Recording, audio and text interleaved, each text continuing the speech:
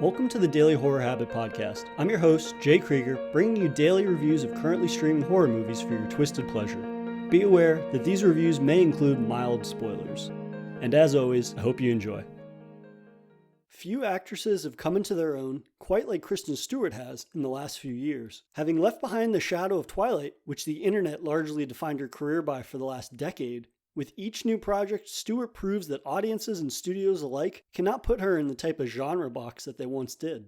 It's a risky move for an actor, as deviating from the expected roles can mean a steep financial hit, while less typical roles can open audiences' eyes to the potential that an actor possesses, but has never been given the chance to prove before. A terrifying career move, though not as terrifying as the endless abyss of the ocean, a dark expansiveness that suffocates the senses and fills your belly with apprehension. And now imagine that black emptiness is filled with Cthulhu-esque creatures hunting you, and it isn't if they'll find you, but rather when. Currently streaming on video on demand, William E. Banks' Underwater is a deep-sea creature feature that still doesn't get enough credit for what it does so well. Writers Brian Duffield and Adam Kozad have crafted claustrophobic oceanic terror through creative creature design and a dread-filled atmosphere. Underwater promptly drops us into its world, mere seconds before knocking us on our ass. Revolving around the Kepler drilling station, which is tasked with digging 7 miles beneath the ocean's surface. A routine day is suddenly thrown into chaos by a destructive and mysterious earthquake, sending ripples and currents throughout the station. As the surviving crew takes preemptive measures to secure the integrity of the facility, they're suddenly faced with a new reality. Something has been awoken on the ocean floor. Our gateway into Underwater's world is through the lenses of mechanical engineer Nora Price, played by Kristen Stewart. During Nora's traversal of the now dilapidated facility, she meets up with the Kepler's captain and a motley crew of survivors. Given the inherent loneliness of the isolated setting, a decent chunk of the film is spent establishing the crew's relationships. Most notable of the team are Captain Lucien, played by Vincent Cassel, and Paul Abel, played by T.J. Miller. And it's worth noting that Underwater was filmed prior to T.J. Miller's sexual assault allegations. Captain Lucien is the highly respected rock of the crew, and Paul provides a continuous levity that humanizes their shared struggle. Nora is the Swiss Army knife as she overrides any obstacles standing in their way, with precision and an unwavering desire to survive. The remaining crew members are deep-sea lovebirds Emily, played by Jessica Henwick, and Liam, John Gallagher Jr.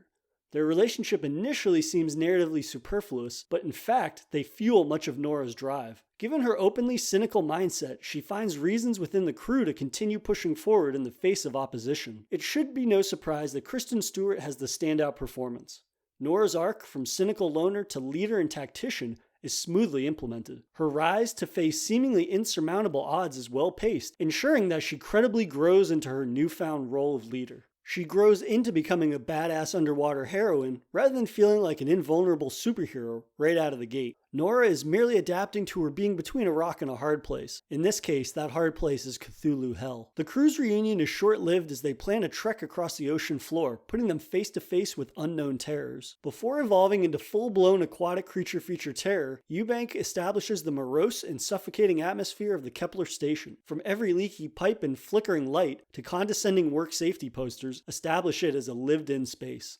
I would compare it much to how Ridley Scott made Aliens Nostromo feel like an organically inhabited environment. The attention to conveying the claustrophobic innards of the Kepler is equally resounding. The Kepler serves as yet another example of a capitalist expansion run amok in uncharted waters, which yields catastrophic results. Once leaving the cramped station interiors, the film preys upon the viewer with the new nerve-wracking terror of the endless void of the sea floor. And despite the spaciousness of this new environment, Eubank snuggles the viewer into each character's deep-sea chassis. We take each dreaded step with the crew members, waiting for the lurking aquatic hunters to strike. The constant cat-and-mouse dichotomy of survivors and creatures work beautifully within the setting, and craft ample anxiety-inducing buildup to the creature's big reveal. How the audience is introduced to the creatures is another superb bit of pacing. As the sea floor is an inherently dark environment, the survivors must rely on the chassis and the gear at their disposal. One scene in particular highlights the suit's night vision feature, revealing the haunting outline of a creature hovering in the darkness just behind crew members. Given the film's brisk 95-minute runtime,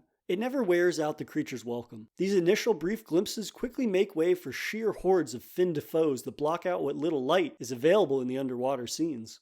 Given my love of creature features, I always wish we had one more scare or scene displaying the technical wizardry that brought these horrors to life. Had Underwater not weaponized its aquatic setting as pristinely as it did, I would have found this to be a much bigger detriment to the overall movie. What allowed the film to be so bone-chillingly tense for me is its weaponizing of my fear of the sea. It conveys the ease with which one could become lost on the ocean floor, which will forever haunt me. Spin around in a panic and you immediately lose your sense of what direction you came from, forever lost within an underwater labyrinth. A seemingly simple predicament, such as a crew member becoming separated from the group, struck as much fear in me as coming face to face with a fanged creature. A thick atmosphere of lingering dread and uncertainty heightened even the most basic of momentary jump scares and genuinely paid off during its biggest scares. And here's some last-minute research. The actors wore airtight suits for the underwater scenes, making it difficult to hear the director's commands, and further complicating things, the suits weighed about 140 pounds, which resulted in the crew having to create these special seats so that way the actors could take some weight off of their backs. As I mentioned earlier, Underwater was filmed prior to its 2020 release, and it was actually shot in 2017, but it couldn't be released until January 2020 as Disney purchased 20th Century Fox. Kind of a long time to shelf such a fun creature feature. And finally, to capture the sense of darkness and unease when walking across the ocean floor, they shot on dark sound stages with no lights for the underwater scenes. They used volumetric scanning by putting some atmosphere around the actors and letting the flashlights move through the particles. They were able to measure the approximate density about which the water should be moving around them. And you kind of really get a feel for that, especially in those scenes where they're in the chassis and it's almost as if they're kind of just moving around blindly, barely seeing whatever's in front of them, which I find to be really atmospheric, and if anything, it's one of the scariest parts of the movie for me. Now, first and foremost, Underwater is a ton of underwater creature fun. And sure, some of its scientific jargon can, at times, be silly or easily explained away. And yet, for as short of a film as it is, I was never not fully engaged and anxiously awaiting the next terror to present itself.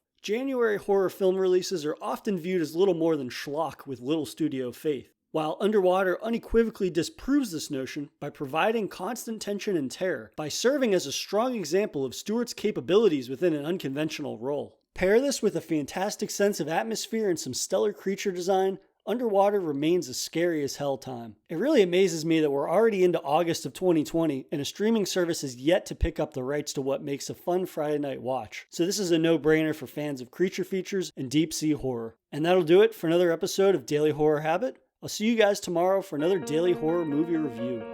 If you enjoyed this episode, please subscribe to Daily Horror Habit on your preferred streaming service and follow @Daily Horror Habit on Instagram and @Daily Horror Pod on Twitter.